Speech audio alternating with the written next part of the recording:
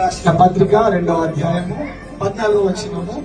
దేవుడి ఈ మాటలు ఈ గృహంలో శుభమును కలగజేస్తున్నారు.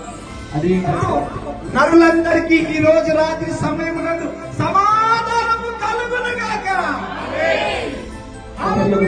దేవా, ఈ ఘనమైన కార్యములు బట్టి వేలాది స్తోత్రాలు స్తుతులు చెల్లిస్తున్నాం మా తండ్రి. అవును తండ్రి, ఏ భేదము లేదు. ప్రతి ఒక్కరిని మనసారా ప్రేమించేవారే.